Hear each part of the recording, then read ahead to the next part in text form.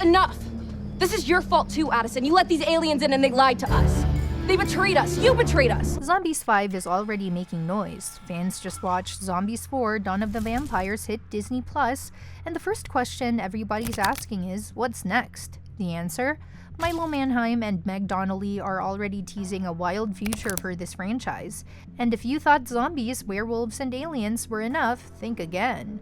Milo straight up said this universe can go anywhere. He's not talking about Seabrook anymore, he's talking about beyond. He said it feels like the first 3 movies were one trilogy, now we're at the start of a new one. Means Zombies 5 could be the beginning of a brand new saga. We're not just adding new monsters, we're expanding the whole world.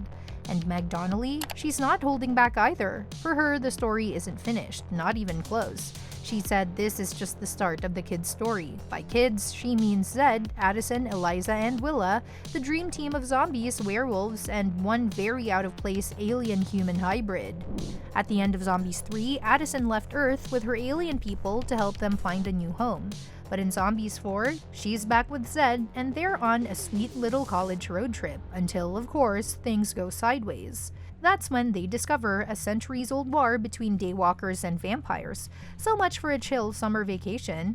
Now here's where it gets interesting. Both Manheim and Donnelly are not just acting in these films anymore. They're also calling the shots as executive producers. Yep, they're steering the ship, and they're not jumping off anytime soon. Milo said, "I will absolutely be involved with zombies for as long as it exists."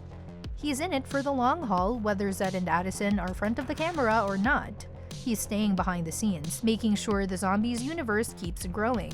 Meg's on the same page. She said, "Milo and I will always be behind the camera, so whether it's Zombies 5, Zombies 6, or even a spin-off where Addison runs an intergalactic travel agency, they'll be there making it happen." But even they don't know if Zombies 5 is confirmed yet. They're ready, the fans are ready, but Disney's playing it close to the chest. Still, with the way Zombies 4 opened the door to bigger stories, it feels like a no-brainer. Milo summed it up best. If the Zombies universe calls for more Zed and Addison, we'll be back. If not, we had a pretty good goodbye. But this doesn't feel like a goodbye, it feels like a setup. For those of us who've been here since 2018, watching Zed and Addison break every supernatural boundary in their path, Dawn of the Vampires felt different. It wasn't just about them anymore, it was about who's next. But let's rewind. Zombies 4 kicked off with Zed and Addison doing what they do best, trying to ace football and cheerleading over the summer before their sophomore year at Mountain College. Simple, except none. Their car breaks down in vampire and daywalker territory, because of course it does. Now vampires and daywalkers, they don't do kumbaya. They survive off this rare fruit called blood fruit, and guess what? It's running out. The only way to restock? Open this ancient gate. But there's a catch. It can only be opened if the younger generation, led by Nova for the Daywalkers and Victor for the Vamps, team up. But neither side is thrilled. Now here's where things get messy. Both Nova and Victor are basically told, work together, and then stab each other in the back. Classic. But life, or in this case, Disney Channel musicals, loves a forbidden love story.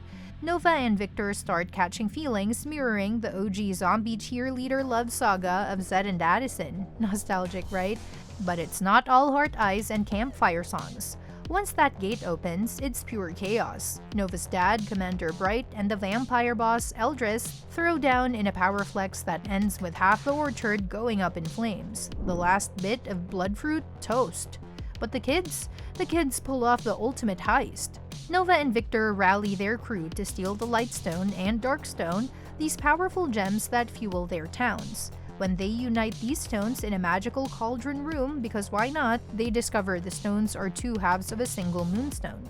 Not only does it revive the orchard, but it also stops a pulse that's been threatening the entire monster community. Yep, moonstones. Remember those from the werewolves' power source in Zombies 2? They're back, and they're the key to fixing everything. And these two groups, the Daywalkers and Vampires, realized they used to team up every year to combine their moonstones for a joint harvest. But generational grudges ruined that. Sound familiar? This franchise has always been a mirror for real-world issues. Zombies 1 tackled segregation. Zombies 2 explored colonization and indigenous rights. Zombies 3, immigration through aliens. Zombies 4 flips the script. It's not majority versus minority anymore. It's two equal sides taught to hate each other finally waking up.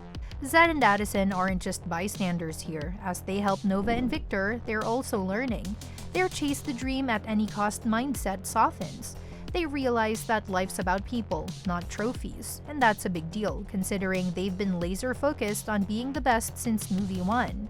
So does Zombies 4 tie up nicely? Absolutely.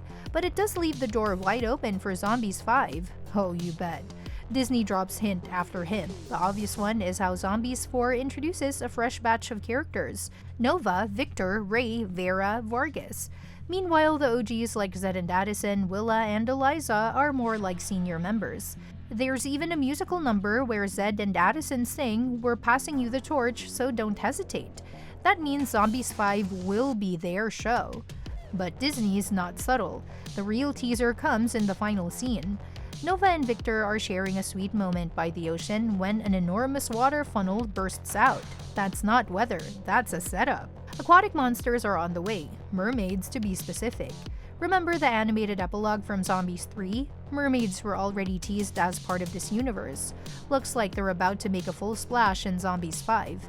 And this isn't just a gimmick. Adding mermaids could shift the entire dynamic of the franchise.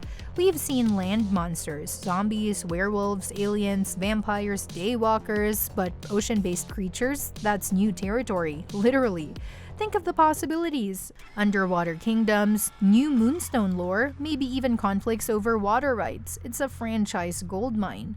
But beyond the mermaids, there's a bigger message here. Zombies 4 teaches that generational hatred is a choice. It's passed down, but it doesn't have to stay. The kids in the story prove that. Nova and Victor break the cycle, not with a big war, but with teamwork, trust, and a little romantic rebellion. It's less about us versus them, and more about we all got played by history, now let's fix it. If Disney follows the old playbook, we should expect it in 2027. Why? Because Descendants: Wicked Wonderland is taking the spotlight in 2026. Disney loves to keep these big releases spaced out. No way they'll stack two massive franchises back to back.